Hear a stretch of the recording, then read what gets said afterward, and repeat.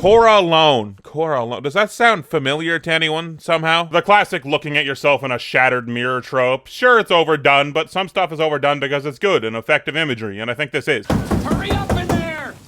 Come on, I got an emergency situation! Thank you, Avatar. One of your best jokes yet. This is one of the many callbacks to episode 1 in this episode. It's when Korra fucked up that car, and now this car is out for revenge. What's wrong with her? Young lady, are you all right? I guess they were like, I mean, we got Toph's voice actress, we might as well use her. No, I don't need any help. I wonder if that's gonna be some sort of theme. You know, we're in the final season. They might as well get in their full moons while they can. I've never had a pen pal before. I'm gonna write you so many letters, and just to get the ball rolling, here. Spoiler alert, Pabu and I already miss you. Juji is fine. He comes back to life in the end when the Doomsday device shifts the polarity of the Earth. Oops. Spoiler. There's just as many Bolin giving out spoilers episodes as there are bloodbending oh, wait, I guess that doesn't work anymore. Are you sure you don't want some company in the Southern Water Tribe? I'm happy to come with you. You can? Once again, you have a company to run, don't you? This is the exact same boat Korra stowed away on back in episode 1 to first make her way to Republic City. Now she's taking the same one back home. This season finally starts to do something I think the show should have done a long time ago. They make a big chunk of this season deeply and personally about Korra and her struggles. Airbender had the really strong advantages of building out a world and traveling it to build its characters through. Almost every episode was an interesting new challenge for them, and because of that, you got to see their personalities shine as they dealt with new problems constantly. And you got to know them really well through them. Last season, Korra tried to dip into the adventure, camaraderie aspect a little more, but it didn't last long. Because this show doesn't have those advantages, if you really want to hone in on a character, you gotta zoom in harder, give their struggles more screen time. And I'm delighted that in this season, that's exactly what they do with Korra. The poison did a lot of internal damage. Can you fix it? I can help guide your healing process, but whether you get better or not is up to you. I would choose yes. I know what it's like to go through a traumatic experience. You know she's got the Fire Nation killed my mom in the chamber, ready to fire. Concentrate on your big toe. Hey guys, how are we gonna work on a Tarantino reference to the last season of Korra? You wanna cast Sam Jackson and have him say something? Maybe we have someone shoot Marvin in the face? Why the fuck you do that? No, guys, I gotta figure it out already. You're okay. Man, Katara's kind of killing it as an old lady. She gets down on the floor, no problem. You can't even do it that good. Now, I've thankfully never gone through a recovery process like this, knock on wood, but it seems really tasteful that the show focuses on not just the physical hurdles that someone has to overcome, but also the constant mental battle on the recovery too. The constant need to put yourself through pain, the tiny improvements you can't even see in yourself every day. It seems like it would be the most bitter work of all, and the show really nicely highlights that. Well done. Man, Korra's tall. It's 2:15 in the afternoon. Weather is fair. Chance of snow showers later today. But enough joking around. Mako got a second funny line? You will be most pleased to learn that I found gainful employment with Sir Varric and the Lady Kuvira. I am eager to offer any aid I can in stabilizing the Earth Kingdom. And you can see even more why Korra sinks into her sadness. All of her friends are off doing great things, moving on with their lives, as she sits here, barely able to move. For a character like Korra, who always seems to have an instant answer, always ready to move, ready to act, you can feel the sadness through the screen of her being able to do those things being stolen from her. She's broken and frustrated, and you don't need the show to say it out loud. Of course I'm frustrated! Okay, well, it's still okay that it does, I guess. My friends have been off helping the world while I'm stuck with you, and you can't even heal me! Weirdly, I like that Katara doesn't even react here. She's not gonna look down and away like that hurt. She's a fucking old lady. She knows that Korra's just venting. It's all right. Let your anger and frustration flow like water. Yeah, yikes. I guess the Iroh wisdom doesn't always come with age. Can you imagine how much pain Aang felt when he learned that his entire culture was taken from him? That must have been so awful. But he never let it destroy his spirit. He chose to find meaning in his suffering. That one was better. Alright, you're 1 for 2 on wisdoms, Katara. Honestly, this flashback sequence for Korra to start this episode might be the most rock-solid storytelling in the entirety of the show. Not a second wasted. It really captures Korra's pain and frustration and struggle, and it never has that moment where it looks in the mirror and says, hey, but we're still a funny show, right? No, the show takes its subject matter seriously, and the audience seriously, and I can really appreciate that. You see, if spirits are just in the world and some ominous shit just flies behind you, can you even really be scared? What? It's probably just a spirit. Also, in the same vein, do you think Korra would have been less likely to keep the portals open if spirits all looked ugly or scary in their normal forms, instead of mostly just cute little stuffed animal creatures? Like, what if this thing didn't look like this, but it was a weird floating eyeball with wings and a rotating saw mouth? I'm just saying, might be a different vibe. Lucky they're cute. Hey, dumbass, you still scared of me? Come get a taste. You can see her too? Nah, that's bad for the mental. That's fucking horrible for the mental. The only way you get through this is assuming the dog is a hallucination as well, which honestly I wish it was. It turns out not to be, but hear me out. The dog is a representation of the current Korra and what she has to do in facing up to her demons and her trauma. It's small and weak in comparison to the visage of her former self, but she still has to face it anyway if it's gonna go away. Korra even repeats the advice Katara gave her months ago, / a few minutes ago, in regards to following the spirit. And what am I going to find if I get through this? I don't know. But won't it be interesting to find out? You want me to follow you? All right, let's see what I find. And Korra, of course, does choose to follow it, representing her acknowledgement of what she has to do, even if she doesn't have the strength to do it yet. But it turns out to just be a spirit who can see her hallucination, which implies that it's not fully a hallucination, which is really interesting, but it never goes anywhere, so, like, why did they do it? Great. Come on, I want to show you how much better I'm doing. This is, of course, a reference to the first time we see Korra outside of toddler form in her firebending exam back in episode 1. She's even fighting the exact same firebenders. I guess she's been back in the South healing for over half a year at this point, so maybe they got called back to help her train back up. But if not, what? They're just 3 firebenders that live here year-round? There's even a match shot here as Korra breaches through the fire, but of course it goes differently this time. And of course, this represents that Korra isn't even as strong as she was at the start of the show. She embarrassed these guys back then, but now, no. Which is perfect. Great choice. And that's sort of tangentially related to why the Avatar state works better this season too, but we'll get into that. Korra meditates here at this weird little shrine thing, which is where she gave Lin her bending back. Maybe some symbolism in her trying to get her groove back. Think it might have been cooler to maybe have her meditating at that ice cliff where she met Aang as sort of a hopeful last-ditch effort to reconnect. Sometimes I worry I'll never fully recover. Please don't tell Mako and Bolin I wrote to you and not them. I don't want to hurt their feelings. But it's easier to tell you about this stuff. Korra writes only to future girlfriend while in healing process. Got it? Add that one to the list. Hey, finally, some Water Tribe grub. What is it? I want to go back to Republic City. Are you sure? Exalt with me, brothers and sisters. Korra's mom's and Tonrock's last lines. Get him out of the show. Boy, I sure hope it doesn't storm. I know you're a waterbender, but that's gonna be a hell of a workout keeping this shit from getting wrecked if it gets bad out there. It's never outright stated, but most of the time this sigil is more associated with the Northern Water Tribe rather than the South. Interesting Korra has it on her sail.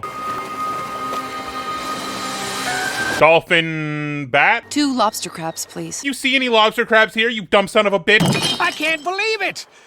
Mind if I take a picture for my wall of avatars? I really, really like this little moment. Of course, this is Aang recreating his marble trick from Kyoshi Island. Everyone got that. But the first time I saw this, I, cheered. Yeah, Aang was still Aang. Every time we get to see Aang in this show, he's been pretty reserved and serious. As he should have been. Every time we saw him, he was in a very serious situation. But on top of that, even when we hear about him, it's always kind of a downer. So just seeing this, Aang being older and still being able to have fun and be himself is an awesome little moment. Thank you for putting it in. But if I could have met any avatar, I'd have to pick Kyoshi. The entire Avatar fandom captured in one sentence? Nah, I don't get it. Thieves! Get back here! Oh, don't worry, the avatar's right here! Well, what are you waiting for? Go get him! More parallels to episode 1. Korra took great pleasure in showing off her strength on the streets of Republic City. Here, well, to put it lightly, she sucks. And I'm not counting these losses to the Korra always loses counter in my head. She's not herself. She gets a pass. 2 for 1, eh? Been a while since we got one of those.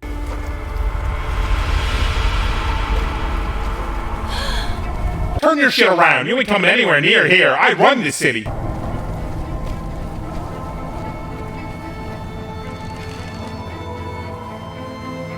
Yeah, that's what I fucking thought.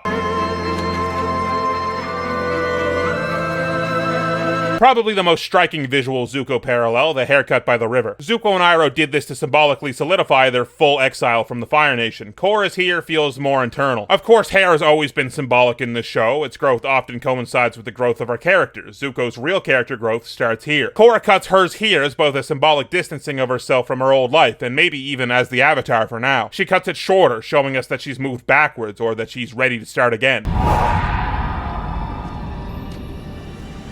I'm I'm telling you, man, sky whales. Bet if I become a big blue giant again, no one will be able to fuck with me. I was hurt pretty bad a while ago and lost touch with my Avatar spirit. I came to the Tree of Time hoping to reconnect with Rava and turn on the Avatar state again. Yes, yes, make it interesting. Maybe we can help you get better.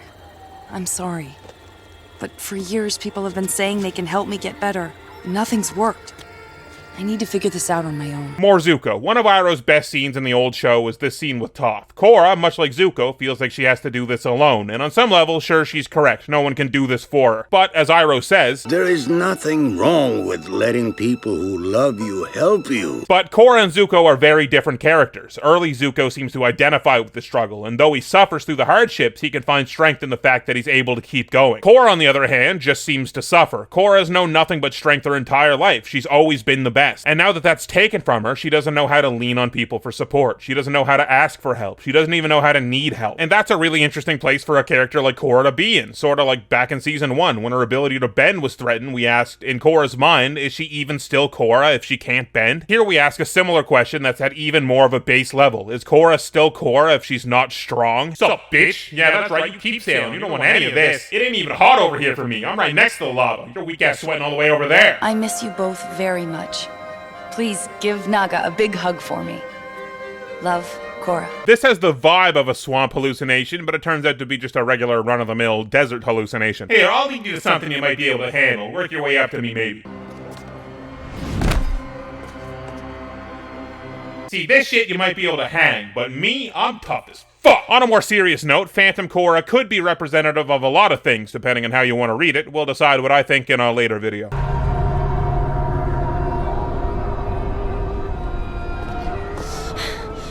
You got? Now that's a cool idea. I wish we got to see more of Phantom Korra doing the exact same attack patterns that Korra had to deal with, but using different moves. Man, the actual physical fight that Korra takes place in is a bit more extended than the Phantom Korra fight, but whatever, it's cool. Why did you bring me to the swamp?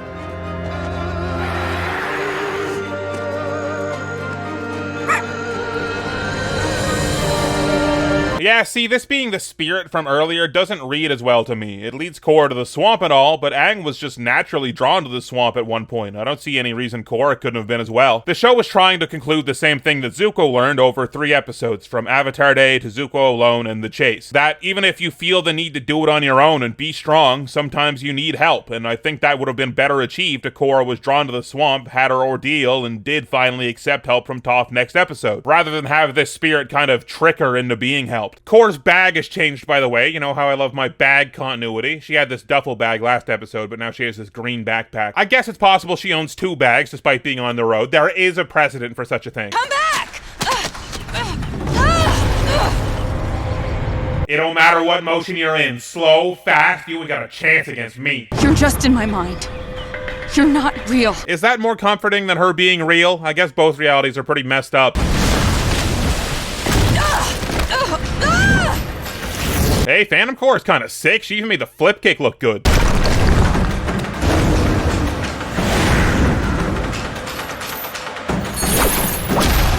Nah, dumbass, me and you got a date in the metal realm. More symbolism of Korra still feeling like she's affected from when she was poisoned and Zahir's actions, this apparition threatening to drown her in it. Feeling better? Where am I? What happened? I was hoping you could tell me. I found you passed out in the mud. Bullshit, you were also in the metal realm, I bet. Wait, you recognize me? In a manner of speaking. We were good friends in your previous life. I can't believe it. Do you really think friendships can last more than one lifetime? Nice to see you again, Twinkle Toes. I don't see why not. I think this episode is really good. Surprise. I know people are going to want to hear the comparison of, do you think it's better than Zuko Alone, just because of the shared naming convention? So I'll just lead off with saying no, but it might be closer in my own head than you would think. Zuko Alone is one of the best episodes of Airbender for sure, but I'm more in love with the present day plot in that episode, and while the flashbacks really help in framing that present day plot, I don't think the flashbacks in and of battle themselves were that great. They're important, I know, but the weaker part of the episode for me. While I don't think Korra alone reaches the same height as Zuko alone, I can probably say it's a more consistent watch, for me at least. I of course love that they're doing something really interesting with Korra the character this season, and this is the genesis of that. I want Korra to have to fight and struggle, because that's what truly great characters have to do. External struggles are of course interesting, but you can't beat a character having to overcome themselves. That's my shit. I love that. And this episode is a character struggling to do that for 22 minutes. I think it's awesome. Patreon shoutouts if you want to see the next 2 episodes of Overanalyzing Korra ahead of the YouTube releases. You can support me on Patreon for just a few bucks. Link, as always, is in the description below the video. Biggest shoutouts of all go to my top patrons. A Sack of Pancakes, who has a 100% hit rate on bank shots. Want to fight that guy out in the middle of an open field or something. Anthony Collins, who much like a blue whale could kill you by yelling as loud as he can, but is polite enough not to. Jacob Glickman, who is the reason all of those scary chainmails never actually worked. He always slayed the monster before it got to you. And Kevin Bartlin, who was the first one to throw a knuckle sword in fencing. Lewis Williams, who got lost in the woods as a kid, but was found a month later ruling from a tree castle he had built. Liquor Cause I Know Her, who was literally breathtaking. They can choose to take it from you. Omega Fighter, who is the only guy that I know that's ever heel flipped a canoe. Tater of Tots, whose free falls actually interact with water how you thought it would as a kid, so you know, they don't die. And that one Turian, whose fast food always comes looking exactly like it looks on the commercials, and yes, that does actually make it taste better. And of course, my other fuck you money patrons, Arj, Blanco, Cameron Lowry, Gene Creed, Gyro Light, LM the RMT, Matthew Lang, Potato Scream, The Former Meaning of Life, The 1AM Party, Whitrow, and Wow Dude 87. And my god overanalyzers, 2 boosts are beat, Aang, Alan Garvin, Andrew Watchard, Onzero Weeze, Oropataro, Axolotl Syndicate, Blade Dancer, Carlo Wren, Chandler Crump, Cosmic Newbie, Dr. Xerox, Dominic Sate, Emma Emma, Aaron Grace, Fire Lizard 44, Jackson, Jeremy Rubenstein, Jake Hurt 4215, John Ajaka, Justin Scott, Mac, Mason Garman, Medium D Speaks, Michael Fellon, Mitchell Gobrecht, Nick, Nicholas Abbott, Pogger White, Rocket Mist, Ryan Maxwell, Scoobert, Shane Antonacci, Silk Toast, Smarty Marty, Princess Useless Backwards, Super Snipper, That Blind Ginger, Totoro Boboros, Musical Emporium, Von Campspell, and some sort of bearface. Next up, what everyone's been waiting for 41 episodes now, more Toph.